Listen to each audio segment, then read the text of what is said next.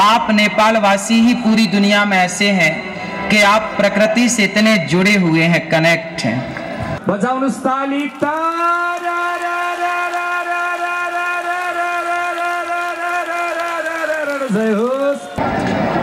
नेपाल आमा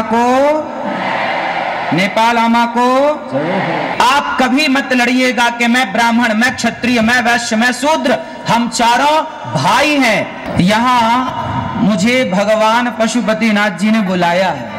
एक सुंदर सा संदेश आपके बीच में ये दास अनिरुद्ध लेकर के आया है। तो आज हमारा नेपाल हिंदू राष्ट्र है या नहीं? अच्छा बताओ, नेपाल के लोग शराब पीते हैं कि नहीं? अब सोफा तथा सम्पूर्ण फर्निचर खरीद गर्दा सीधै फ्याक्ट्रीबाट खरीद गर्नुहोस्। Online sofa centre, Vasundhara Kathmandu. Phone number 9851334867। विश्वास दिँदै अघि बढ्दै। भगवान की पावन कृपा, पशुपतिनाथ भगवान की पावन कृपा से आज आप सभी के बीच में आकर के आप सबका दर्शन करने का परम सौभाग्य प्राप्त हुआ।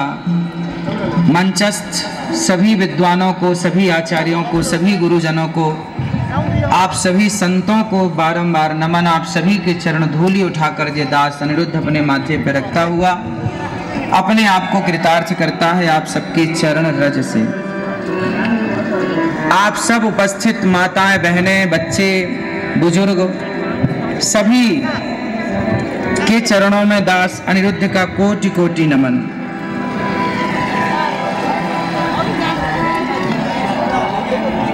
हजुर हरू अरामई हनुहंछ। आप सब ठीक हैं? आप सबके घर परिवार में सब आनंद है? चलो, भगवान पशुपतिनाथ की कृपा से आप सबके घर में यूं ही आनंद बरसता रहे।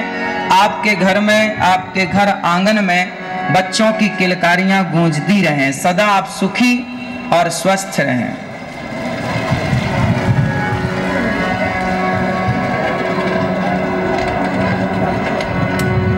प्रिय भक्तों, भगवान की बड़ी कृपा है आज हम सब यहाँ मिले। बहुत पहले नेपाल आने का सौभाग्य मिला पर आ नहीं पाया कोरोना लॉकडाउन के कारण। आज आप सबका दर्शन करने का लाभ प्राप्त हुआ। ये नेपाल इतनी पवित्र धरा है। यहाँ जब हम आए और यहाँ आप सबका दर्शन किया, यहाँ का पारंपरिक जो संगीत हमने सुना, और ये देखिए हमारे गले में ये जो सुंदर सी माला है, हार है, कितना सुंदर है। आप नेपाल वासी ही पूरी दुनिया में ऐसे हैं कि आप प्रकृति से इतने जुड़े हुए हैं, कनेक्ट हैं। आप प्रकृति के जितने करीब हैं शायद कोई हो। प्रकृति को आप अपने गले की माला बनाकर धारण करते हैं, प्रकृति को इतना प्यार करते हैं। इसलिए जब मैं आया तो मुझे लगा कि नेपाल प्रकृति से कितना जुड़ा हुआ है। आप सब शुद्ध वायु लेते हैं, शुद्ध ऑक्सीजन लेते हैं, शुद्ध वातावरण में रहते हैं। इसलिए आप सभी एक बार बोलिए, नेपाल आमा को, नेपाल आमा को, भारत माता की जय हो, भारत माता की जय हो। आप सभी नेपाल वासियों को, क्षेत्र वासियों को बहुत बहुत धन्यवाद कि आपने ये दास को यहाँ आने का अवसर दिया। हमारे मानव सेवा फाउंडेशन श्री बाल योगेश्वर श्री विजय कृष्ण मूर्ति जी महाराज, जिन्होंने इस यज्ञ का संकल्प लिया और आप सब, हम सब जुड़ पाए इस सुंदर से संकल्प से। एक बार सुंदर तालियां आयोजनकर्ता समिति पूज्य महाराज श्री के लिए। पूज्य श्री चैतन्य कृष्ण महाराज जी यहाँ पधारे और आप सभी के श्री चरणों में दास का पुनः कोटि कोटि नमन।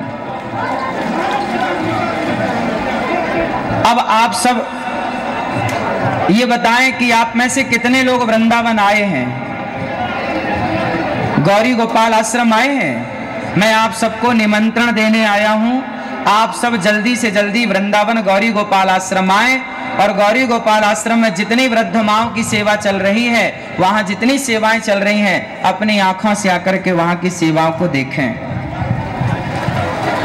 आज जानते हो ये अनिरुद्ध आपके बीच में क्यों आया है? यहाँ मुझे भगवान पशुपतिनाथ जी ने बुलाया है। उन्होंने बुलाया आप सबके माध्यम से और ये दास चला आया। तो जानते हैं भगवान पशुपतिनाथ जी ने हमें क्या कहने के लिए बुलाया है? आप जानना चाहेंगे? कितने लोग जानना चाहेंगे? भगवान पशुपतिनाथ जी कहना चाहते हैं, देखिए भगवान कभी डायरेक्ट नहीं कहते, भगवान किसी से कहवाते हैं। जब हनुमान जी लंका गए तो राम जी ने नहीं कहा कि लंका जला के आना। त्रिजटा को एक सपना आया कि सपने बानर लंका जारी, जातु धान सेना सब मारी।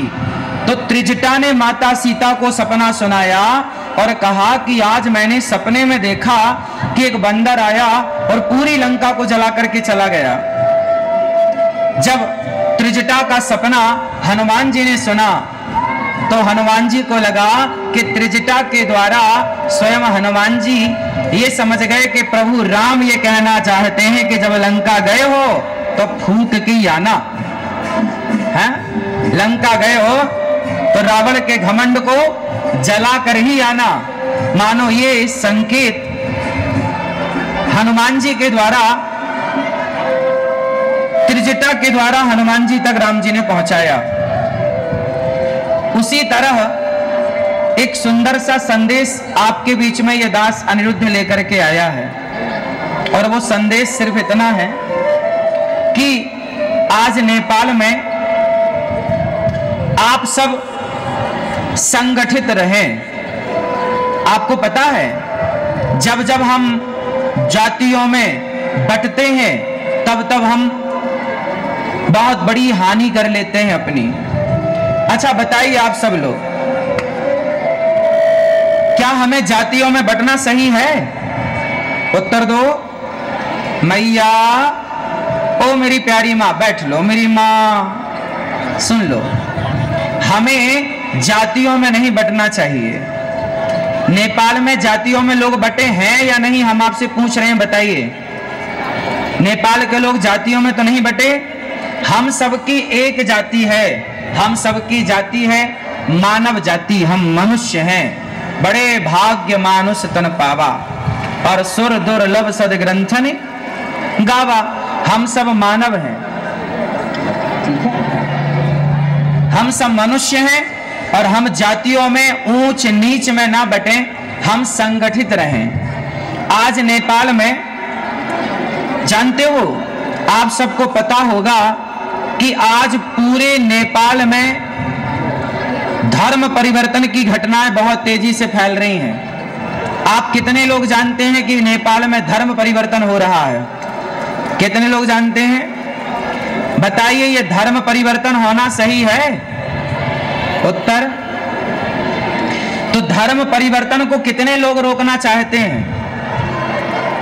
तो आप सबको भगवान पशुपतिनाथ जी ये जिम्मेदारी देना चाहते हैं कि आप सब एक मुहिम क्यों नहीं चलाते? ये जितने हमारे मीडिया के भाई हैं, आप जितने हमारे बड़े बुजुर्ग हैं, माताएं, बहनें, भाई, सब एक मुहिम चलाइए और गांव-गांव में, घर घर में जाकर के लोगों को समझाइए कि भगवान श्री कृष्ण कहते हैं स्वधर्मे निधनम श्रेयः पर धर्मो भयावह। अपने धर्म में रहना ही श्रेष्ठ है, अपने धर्म का त्याग कर देना श्रेष्ठ नहीं है। इसलिए हम सबको अपने धर्म में अडिग रहना चाहिए। और आप सब अपने धर्म का पाठ क्यों नहीं पढ़ाते? अच्छा बताओ, यदि धर्म परिवर्तन हुआ तो आज हमारा नेपाल हिंदू राष्ट्र है या नहीं? उत्तर दो। हिंदू राष्ट्र है कि नहीं नेपाल? हाँ या ना? हाँ, तो हिंदू राष्ट्र है। और कौन कौन चाहता है कि ये सदा हिंदू राष्ट्र रहे नेपाल? चाहते हो? हिंदू राष्ट्र यदि चाहते हो तो आपके अंदर ये भावना होनी चाहिए और ये काम आपको करना पड़ेगा कि आप नेपाल में जो धर्म परिवर्तन तेजी से हो रहा है उस धर्म परिवर्तन को रोकना पड़ेगा। कैसे रोकेगा? हम सब जागें, ये मीडिया वाले भाई जाएं, सवाल करो, जो धर्म परिवर्तन कर लेते पूछो कि तुमने धर्म छोड़कर क्या पा लिया, क्या पा लिया और आगे क्या पाओगे। जो व्यक्ति अपने धर्म, हमारे यहां मर गए लोग लेकिन अपने धर्म को नहीं छोड़ा। अच्छा बताइए, राम के पास क्या है, धन या धर्म? बोलो। रावण के पास क्या है, धन कि धर्म? रावण के पास धन है, धर्म नहीं, और राम के पास धर्म है, धन नहीं। हाँ या ना? लंकापति रावण सोने की लंका में रहता है, बड़ा धनवान है, पर उसके अंदर धर्म नहीं है। अरे धर्म होता तो पराई स्त्री का अपहरण क्यों करता? इसलिए रावण के पास धन तो है पर धर्म नहीं है, जबकि राम 14 वर्ष वनवास में थे, उनके पास धन नहीं था पर धर्म था। तो धर्म था तो आज घर घर में राम की पूजा होती है, धर्म था इसलिए। और धन था रावण के पास, धर्म नहीं था तो घर घर पुतले जलाए जाते हैं, गली गली पुतले जलाए जाते हैं रावण के। आज आप कितने लोग मानते हैं कि धन से बड़ा धर्म है? धन बड़ा कि धर्म बड़ा? बोलो। अरे धर्म रहेगा तो धन आ जाएगा, जब धर्म ही नहीं रहेगा तो फिर धन करोगे क्या? इसलिए धन हो पर धर्म पूर्वक धन हो। यदि आपके धन में धर्म नहीं जुड़ा तो वह धन किसी काम का नहीं है। इसलिए मेरे प्यारे, नेपाल शब्द का जब मैं यहां आया, एयरपोर्ट पे आया, तो नेपाल का मैंने एक अर्थ दिमाग में आया कि नेपाल के लोग कैसे होते हैं, नेपाली लोग कैसे होते हैं। नेपाल का अर्थ क्या है? तो देखिए, नेपाल जो नेकी का, ने मतलब नेकी, नेकी मतलब अच्छाई, जो नेकी का सदा पालन करे वो नेपाली है। जिनके हृदय में सदा नेकी बसती हो वो नेपाली है। नेपाली का मतलब क्या हुआ? नेपाल का मतलब क्या हुआ? जिसके अंदर नेकी बसती हो, मतलब जिसका हृदय नेक हो। नेक समझते हैं ना? अच्छा, गुड। तो आप सब नेक दिल वाले हैं, नेक हृदय वाले हैं, इसलिए आपको भगवान ने नेपाल में भेजा है। जाओ नेपाल की धरती में, आप यहां जाकर नेपाल में पशुपतिनाथ भगवान की सेवा करो, गंडकी माता की सेवा करो और शालिग्राम भगवान की सदा सेवा करो। आप सब अपने धर्म के प्रति अडिग रहना। हमारे देखिए, कुछ लोग होते हैं हमारे पूरे नेपाल और भारत, ये दोनों देशों में कुछ लोग ऐसे हैं जो रहते तो नेपाल में हैं पर गुणगान किसी और देश का करते हैं। इसलिए आप सबको ये बता दो कि जिस माटी में हो ना, उस माटी के साथ विश्वासघात नहीं होना चाहिए, उस माटी से प्यार होना चाहिए, माटी के साथ विश्वासघात नहीं। अच्छा ये बताओ, दोस्त कैसा हो? आज मैंने सुना नेपाल का दोस्त कौन है? भारत और आसपास के जितने देश हैं, आप किन देशों से दोस्ती करना चाहेंगे? बताइए, आपसे मेरा सवाल है। आप नेपाल वासी, आपके पास में बहुत सारे देशों की सीमा है, किस देश से आप दोस्ती करना चाहेंगे? किससे?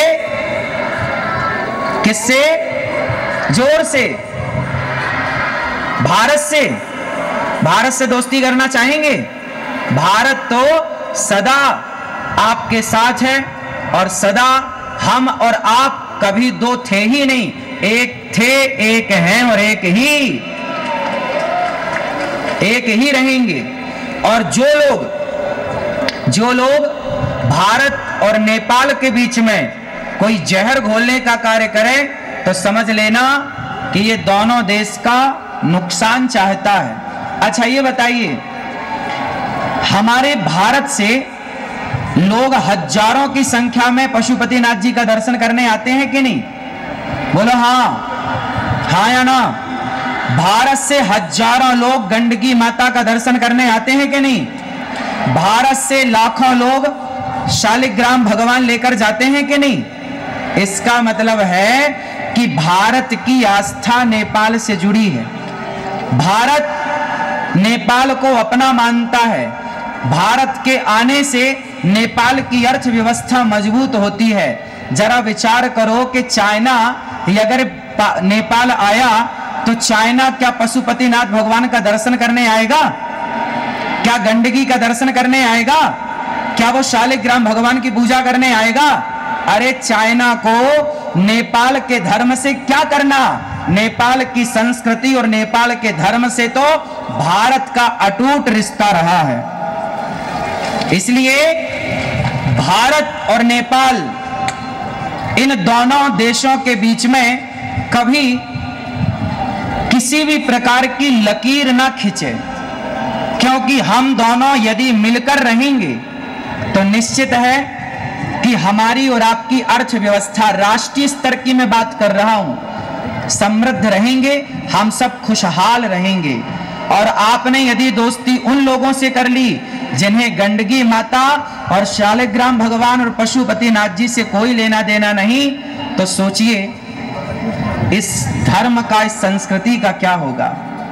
इसलिए मेरी आप सबसे प्रार्थना है, आप सब भारत आइए और गौरी गोपाल आश्रम में चल रही सेवाओं का दर्शन करिए। और सावन का ये पावन पर्व है। आप कितने लोगों ने सावन में व्रत रखा है?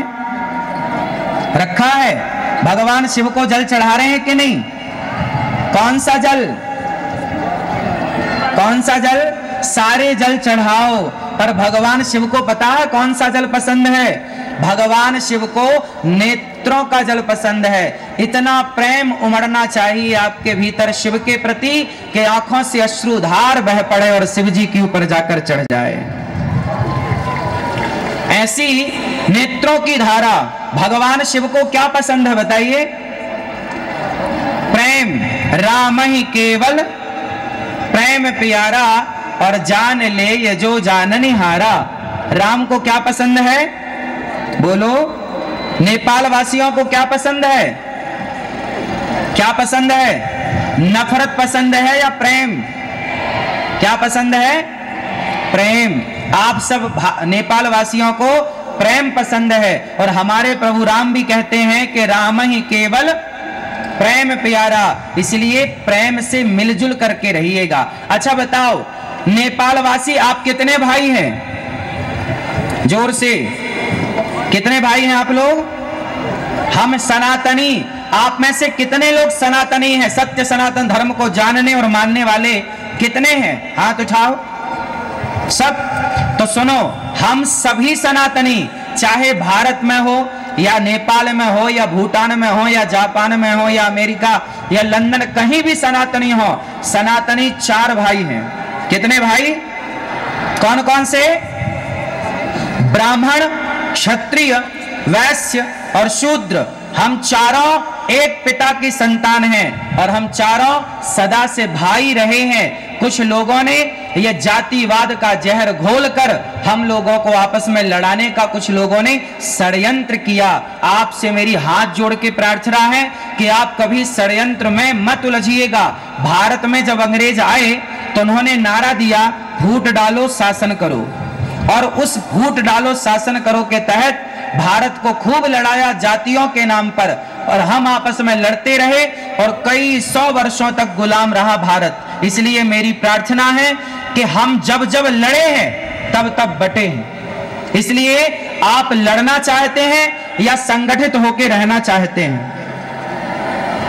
कितने लोग संगठित होकर रहना चाहते हैं? तो फिर आप कभी मत लड़िएगा कि मैं ब्राह्मण, मैं क्षत्रिय, मैं वैश्य, मैं शूद्र। हम चारों भाई हैं। और एक दूसरे के काम आना है, एक दूसरे के सुख दुख में खड़े होना है, एक दूसरे का सहयोग करना है। यदि हम बट जाएंगे ना तो मिट जाएंगे, इसलिए अपने आप को बटने मत दीजिएगा। जो बट गया वो मिट गया। रामचरितमानस में लिखा है कि जहां सुमति तहां संपत्ति नाना, जहां कुमति तहां विपत्ति निदाना। जहां एकता है, जहां संगठन है, वहां संसार की समृद्धि है, सुख है, शांति है। और जहां आपस में लड़ाई झगड़ा है वहां सिवाय दुख के कुछ नहीं। इसलिए संगठित रहे, हम सब संगठित रहें, आप सब भगवत चिंतन करें, भगवान से प्रेम करें और अपने धर्म को समझें। धर्म का कभी परित्याग नहीं करना चाहिए। अच्छा बताओ, नेपाल के लोग शराब पीते हैं कि नहीं? हाँ या ना? शराब पीते हो? हाँ या ना? ना? हाँ। शराब नहीं पीना। शराब पियोगे तो सब कुछ बर्बाद हो जाएगा। इसलिए खान पान शुद्ध, इसलिए खान पान को पवित्र करिए। आप लोग मांसाहार तो नहीं करते ना? शुद्ध शाकाहारी है। कितने लोग शुद्ध शाकाहारी हैं? शाकाहारी हैं। कभी भी अपने स्वाद के लिए किसी जीव की हत्या नहीं करनी चाहिए। हमें अच्छा लगता है इसलिए हम किसी को मारकर खाएं, कितना बड़ा पाप है। बताइए, अपने स्वाद के लिए किसी को मारना सही है? इसलिए जीव हत्या पाप है। इसलिए हम भारतीय, हम सनातनी है ना, हम हिंदू है ना, हमें कभी अपने स्वाद के लिए किसी की हत्या नहीं करनी। हमारे धर्म में लिखा है अहिंसा ही परमो धर्मः। किसी की हत्या करना पाप है और किसी को जीवन दान देना पुण्य है। इसलिए आप किसी की हत्या ना करें, ऐसी मेरी प्रार्थना है। शराब इत्यादि से अपने आप को और अपने बच्चों को बचाएं। एक अच्छा इंसान बनाएं, राष्ट्र प्रेमी बनाएं, कुछ ऐसा बनाएं कि वो देश में अपना नाम रोशन करे, भारत का, और वो अपने नेपाल का, वो अपने समाज का, अपने संस्कृति का, अपने धर्म का वो नाम रोशन करे। ऐसा कुछ करे। इसलिए आप अपने बच्चों को संस्कारवान बनाइए। शराब, जुआ, नशा, इन सब से बचाइए। आज के जमाने में पता है क्या है? आज की आधुनिकता में हम इतने भागे जा रहे हैं कि आधुनिक होने के नाम पर, हम मॉडल होने के नाम पर अपने संस्कारों को, अपनी संस्कृति को छोड़ते चले जा रहे हैं। इसलिए हमें अपनी संस्कृति, अपने संस्कारों का परित्याग नहीं करना चाहिए। ठीक है? तो आप कितने लोग मांसाहार और शराब से बचेंगे, अपने बच्चों को बचाएंगे और अच्छे संस्कारवान बनके अपने राष्ट्र की सेवा करेंगे? ठीक है? आप सभी का बहुत बहुत धन्यवाद। आपने इतने आनंद के साथ दास अनिरुद्ध को सुना, हमें आपके बीच में आने का मौका मिला। आप सबको मेरी प्रार्थना है, आचार्य चरणों को प्रार्थना है, मंचस्थ सभी भक्तजनों को प्रार्थना है कि आप सब वृंदावन आए, गौरी गोपाल आश्रम में आए और गौरी गोपाल आश्रम आकर वृंदावन में वहां वृद्ध माओं की सेवा हो रही है। 281 वृद्ध माएं गौरी गोपाल आश्रम में रहती हैं। 150 बच्चे वहां निःशुल्क पढ़ते हैं। अखंड लंगर रसोई चलती है, सब आकर के प्रसाद पाते हैं। ये सारी सेवा बिहारी जी ने दी है। बोलिए बाके बिहारी लाल की, कृष्ण कन्हैया लाल की, राधे राधे। आप सबके चरणों की धूल को ये दास अनिरुद्ध कोटि कोटि नमन करता है। आप सभी नेपाल वासियों को बारंबार दंडवत प्रणाम। आप सभी के चरण रज को प्रणाम। आप सभी के माता पिता को प्रणाम। आप सभी के गुरुजनों को प्रणाम। आप सब यहाँ प्रेम पूर्वक बैठे हैं। आप सब ने इस सुंदर से आयोजन में सम्मिलित होकर भगवान शिव का दर्शन करके अपने जीवन को कृतार्थ किया। हमारे श्री बाल योगेश्वर श्री विजय कृष्ण मूर्ति जी जो संकल्प करता है और रामकृष्ण उपाध्याय हिंदू जागरण नेपाल अध्यक्ष और राष्ट्रीय सभा को उपाध्यक्ष माननीय श्री विमला धीमरे जी, आप सबका बहुत बहुत धन्यवाद।